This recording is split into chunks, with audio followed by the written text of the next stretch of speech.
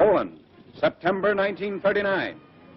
The German foe begins its ruthless march of conquest and sets the stage for World War II. Poland's 34 million inhabitants, crushed, scattered, and enslaved. Tens of thousands of square miles of territory shrink before the movement of lightning armored columns. Poland and the world learn the meaning of a grim new word, blitzkrieg. Here is shown the initiation of that phase of modern warfare. These pictures of the preparation for attack and later the actual combat were all made by German frontline cameramen. Therefore, they stress Nazi superiority. Success is unimpeded as Hitler's divisions move against outnumbered Polish defenders. Later, on other world battlefronts, the Allies are to destroy the myth of the invincibility of the Nazi armies. But this is Hitler at the peak of his armed might, and the record of a nation overrun in just days is of military as well as historical importance.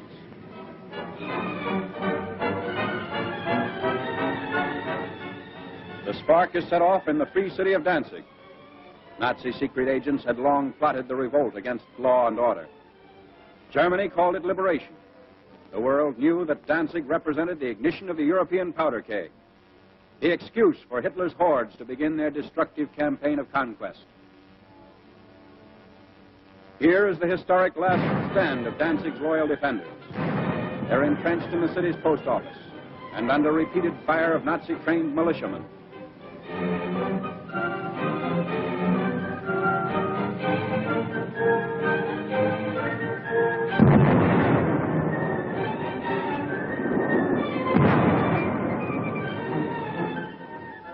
Taking cover behind an advancing tank, the attackers move in. Gasoline is sprayed on the building, and its doom is sealed.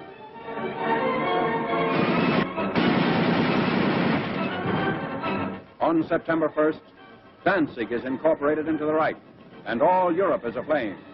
World War II is a reality. Nazi regulars move up. The Germans brazenly call it counterattack with pursuit. The civilized world knows it as the unleashing of unheard-of military might. With little to stand in their way, the Nazi divisions roar across the Polish countryside and reveal for the first time the machines and weapons that are to terrorize a freedom-loving people. Military observers see the Nazi lightning warfare as setting the style for modern battle. Only a well-devised counterblitz can stem the flanking and pincer movements of the wily Germans. The motorcycles bring up machine gunners for the opening of the attack.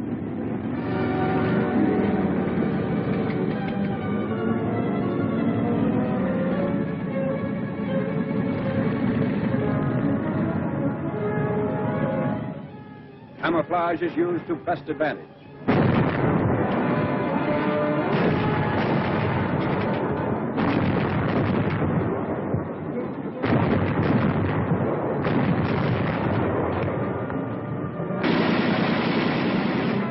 Tanks speed the advance as a Polish town is about to fall.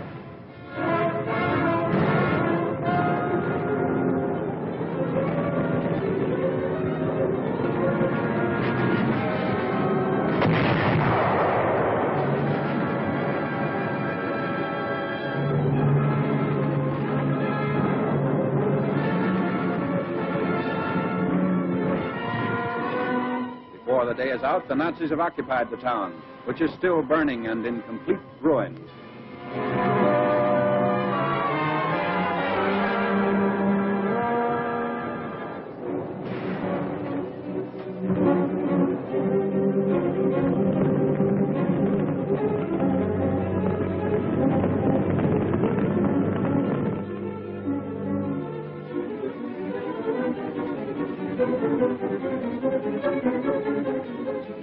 Wrecked equipment testifies to the Polish rout.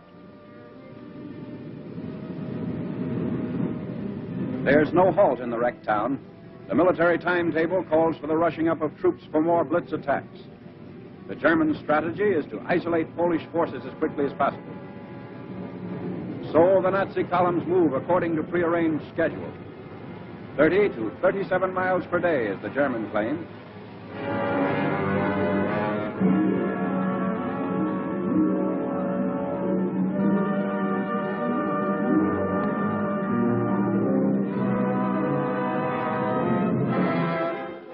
A strategic bridge across the Vístula River has been blown up by retreating Polish soldiers. But in their haste, they were unable to ensure its complete destruction. The enemy will be delayed, but temporary repair is not impossible for skilled mechanics to accomplish in fast time.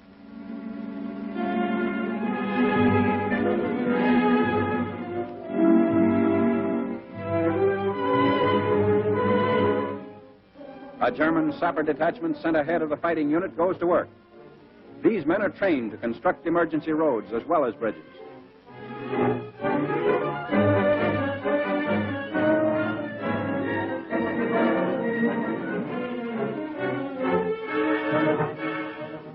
The hastily constructed span is quickly put to use by the advancing Nazis.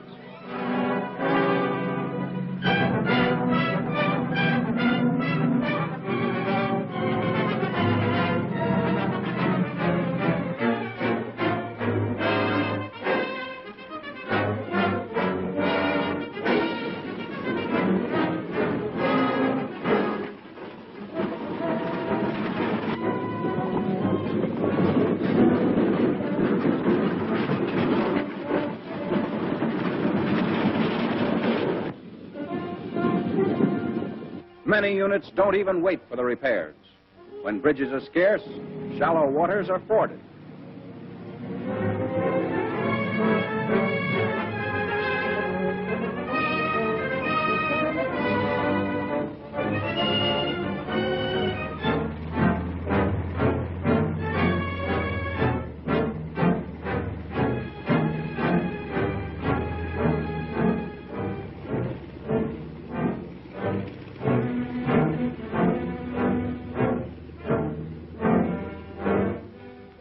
The blitz-minded German generals even defy fatigue. Long lines of tired troops are kept moving against the foes. The operation is based on the principle that contact, once made, should never be lost. Naps are snatched on the move.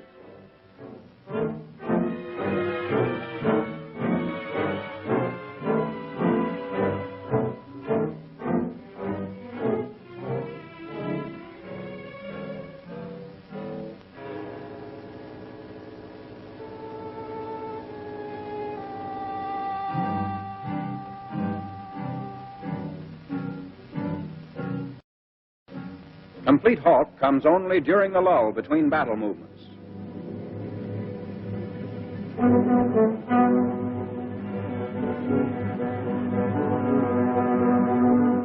At all times, weapons are kept clean and ready for instant use.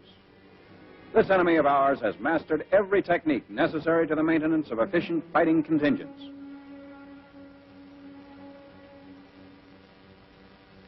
The Polish harbor of Gdynia. For the defense of this vital seaport, the Poles have sunk ships to block the entrance of German warships.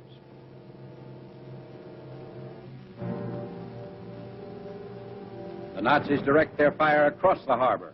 Military and naval forces are cooperating to bring about complete destruction of Polish defense installations.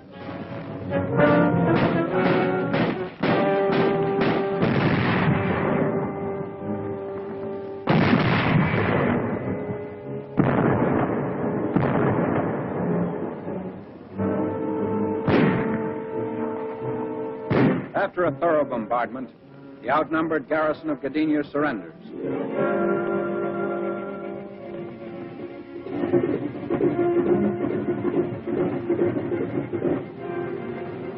The Nazi air arm plays a major role in the wanton destruction of Polish territory.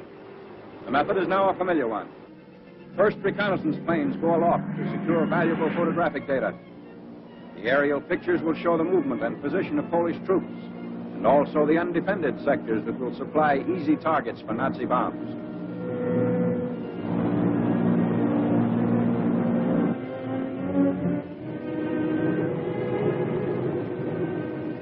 Immediately on landing, valuable pictures are rushed to the field developing unit. Germans have stated that information thus revealed has formed the base for much of their decisive military operations in Poland. This photograph reveals a truck convoy, closely bunched at a crossroad. If proper distance and interval had been kept between vehicles, they would not be the target shown here.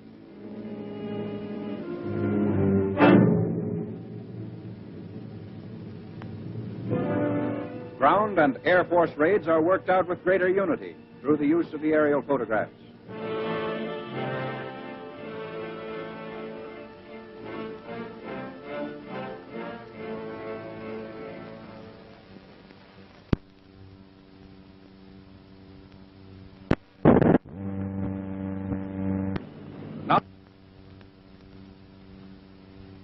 The preparation for attack by German fighter planes and bombers.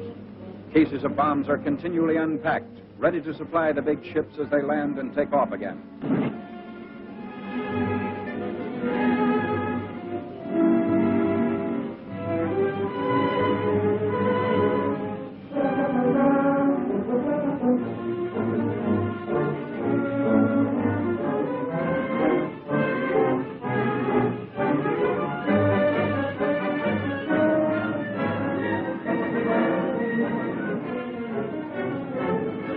Wave after wave of destructive aircraft leaves the field.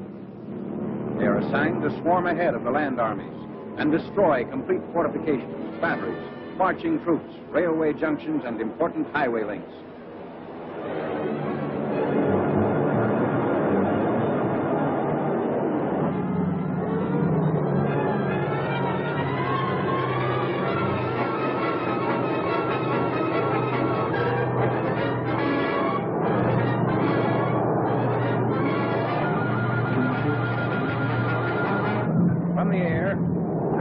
Cutting off all avenues of escape for the Poles, who are now trapped in several pockets.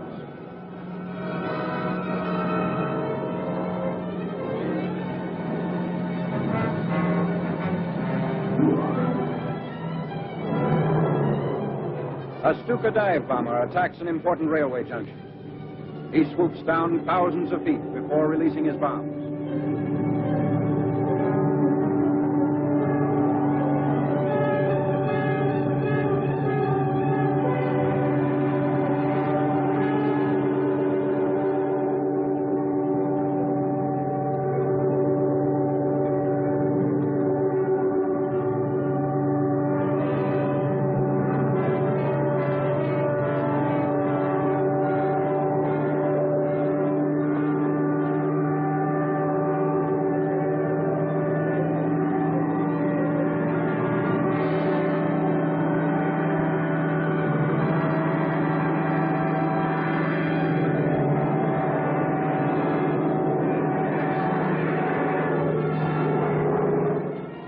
His hair-raising speed is stopped as he straightens out, barely 600 feet above the target.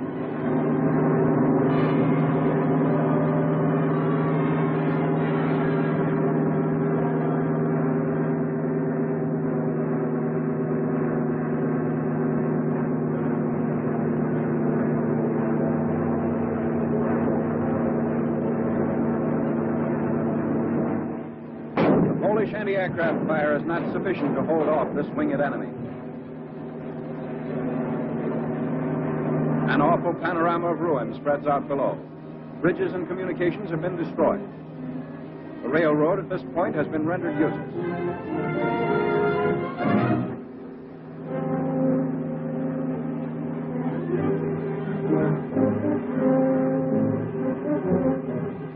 Nazi bombs also knock out the heavy armored cars which the Polish army had hoped would see effective action against the enemy.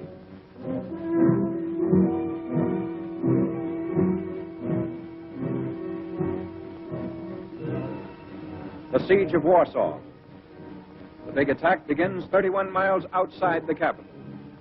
Shells are dropped into Warsaw without let-up as day by day the Nazis forge a tighter ring of steel around the almost helpless city.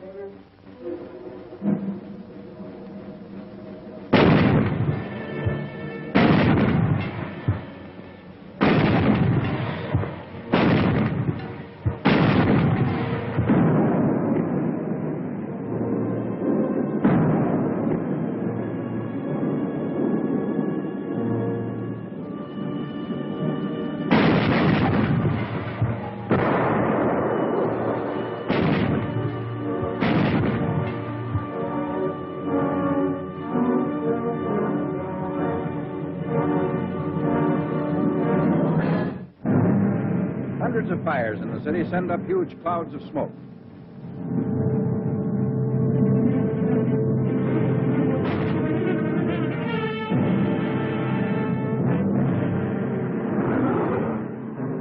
Warsaw is lost. The vicious Nazi attack has left the city in ruins. The Blitzkrieg has won the first round. In less than 30 days, Poland has fallen. Warsaw's final surrender comes on September 27th.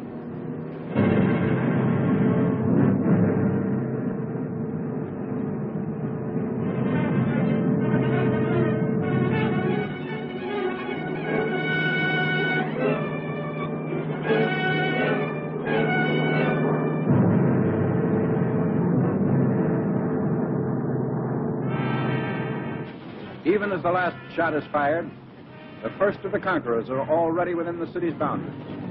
Here again, the wreckage testifies to the fury of the Nazi assault.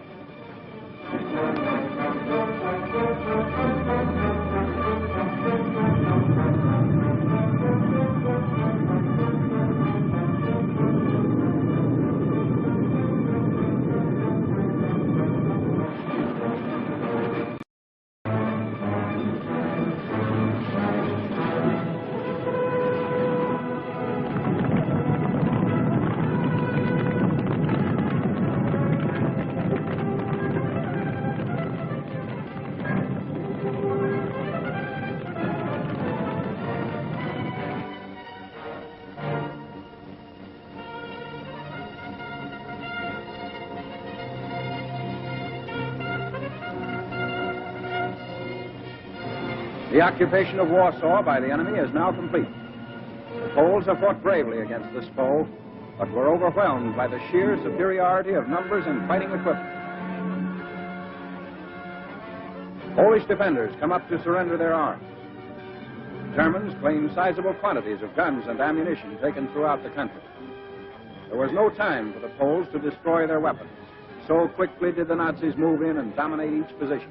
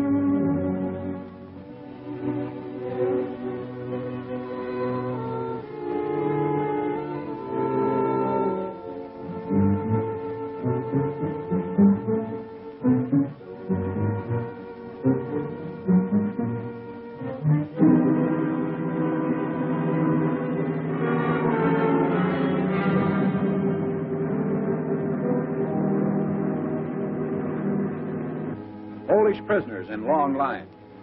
500,000 is the estimated total figure.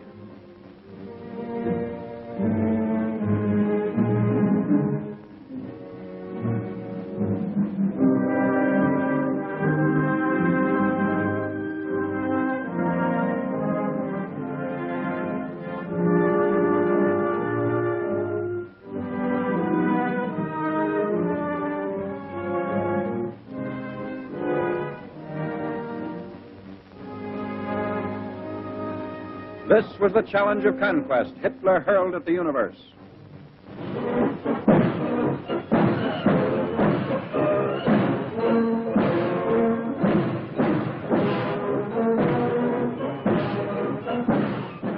Arrogant, well-trained, the Nazis marched through Warsaw's streets.